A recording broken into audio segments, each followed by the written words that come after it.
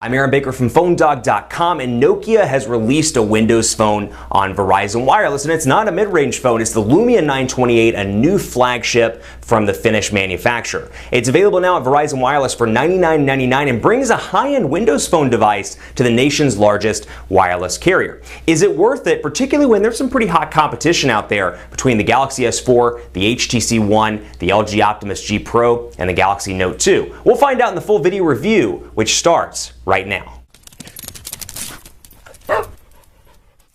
The Nokia Lumia 920 was a really important device for Nokia and obviously for AT&T, but one could argue the Lumia 928 is even more important. The reason? It's on Verizon Wireless, the nation's largest wireless carrier. This is the Nokia Lumia 928. It brings a flagship, not only Windows phone, but a flagship Nokia Windows phone, or Nokia, whatever you want to pronounce it. I say Nokia, so that's what we're going to call it. The Lumia 928 brings it to Verizon Wireless, a high-end device, comparably speaking, to Verizon Wireless, which is nice because those people that were on the nation's largest wireless carrier can now get a device that they can go head-to-head with against something like the Galaxy S4 or the HTC One or the Optimus G Pro, and you know what, they can fight. And they can have a device that's pretty nice, and not only that, it doesn't break the bank. It's available now with a 2-year agreement for $99, and it comes in this nifty little white color with a white-black two-tone color, if you will. Black on the front, white on the back. Now let's do a quick spec rundown here. You've got a 1.5 gigahertz dual-core Snapdragon S4 CPU here, 1 gigabyte of RAM. You've got a 2,000 milliamp hour battery and a 4.5-inch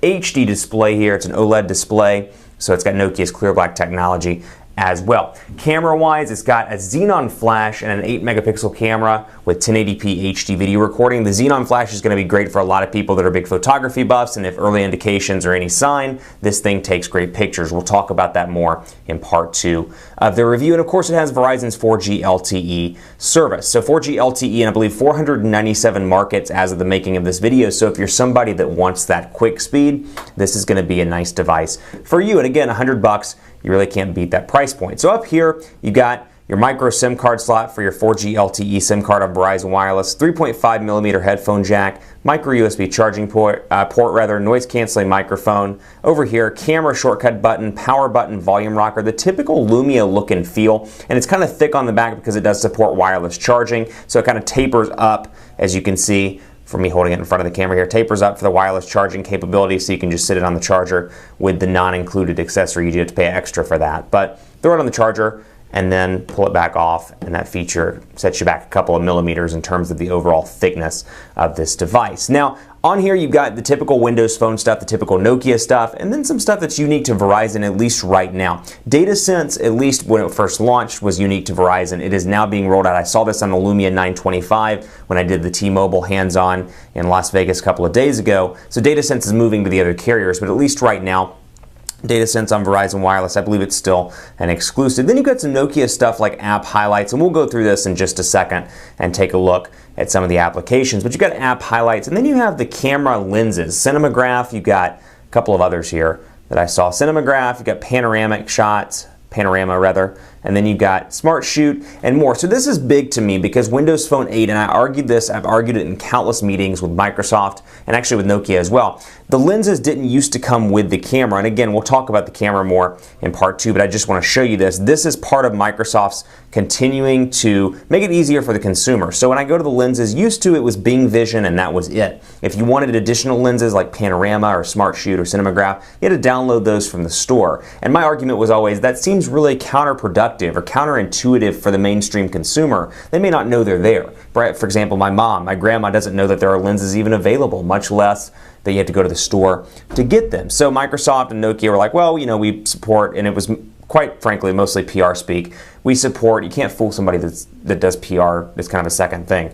You got, you know, of course, Smart Shoot, Cinemagraph, all available in the store is what they said, and they also argued that, you know what, the customer, if they want them, they can download them. If they don't want them, it gives them choice. So they pulled the choice card, which at the time, you know, I thought, well, that's not really true, but whatever the case may be. At any rate, it's on the Lumia 928 out of the box, so that's my point. And so you've got that available right there. And of course, the Nokia applications as well. You've got here City Lens, here Maps, and then Nokia Drive Beta, Nokia Music as well. So you've got some nice Nokia value-added applications. Now the benefit here, Nokia, as I say in all the videos, they've staked everything on Windows Phone 8, so it's really important to them to create an ecosystem, not just within Microsoft, but outside of Microsoft's ecosystem. So outside of SkyDrive, Xbox, they need to create a name for themselves. So if I go to the Windows Phone area, for example, why would I choose a Nokia device over HTC or over Samsung? They're really trying to work on an ecosystem that makes this device a great value add. So they've got, at least now, the carrier distribution agreements. All they need to do, in my opinion, is pick up a universal device, because they have the same problem that every other carrier is or every other OEM rather is having right now, where it's like, you know, I want the HTC One on Sprint, I want it on AT&T. It's the exact same device. Nokia, for example, I have the 920, the 928, and the 925, all of which feature distinctly different designs, and in some cases features as well. And that's one of the things I think is going to hurt Nokia, at least long term. Right now, they need that carrier partnership. They need that carrier marketing agreement. So it's good for them right now. But in long term, you know, let's say I want the Lumia 928, but I'm stuck on AT&T. I have to get the 920 or switch to Verizon for the 928. So that's something like we saw with HTC years ago, like we're seeing with Samsung years ago with the original Galaxy S devices. It's nice when they can consolidate one design and make it available on multiple carriers. So 4.5-inch display here, HD display, and it has the typical Windows Phone 8 quirks that I've talked about in previous videos here. For example, the keyboard doesn't go fully into landscape, so that's something that may frustrate you. What I like about this is Windows Phone 8 is fast, and you know what? This only has a dual-core processor. It doesn't have a quad-core processor, but Windows Phone 8 works well even with a dual-core processor and 1 GB of RAM. Still, little things frustrate me about Windows Phone 8. The fact that I can't opt to keep my signal strength indicator up in the top corners. It always goes away, as you're going to see it pop away in just a second. Boom. Thought I had it. There we go. And it goes away. You can't change that. Little things like that. So it's got some customization, and they made it better from Windows Phone 7. Still, there's some work to be done to make this thing a little bit less flat feeling. So I've argued this before. Android, very customizable, and in some cases laggy because of that customization. iOS, stale and boring, at least some people describe it, but you got a nice level of customization, and it goes a little bit deeper than Windows Phone 8. I feel like this is a very flat OS, and granted that may be what Apple's moving towards in the next couple of months with the latest iteration of iOS, but still very flat in comparison. You'll notice that menus only go to a certain level. They're not very deep, and that's something that you may love, you may hate, but keep that in mind as you look for a Windows Phone 8 device. Still has a great feel in the hand. Love the overall hardware here. I like the white, the two-tone white and black, and then of course my background. So I'm going to go into some of the personalization stuff and talk about that.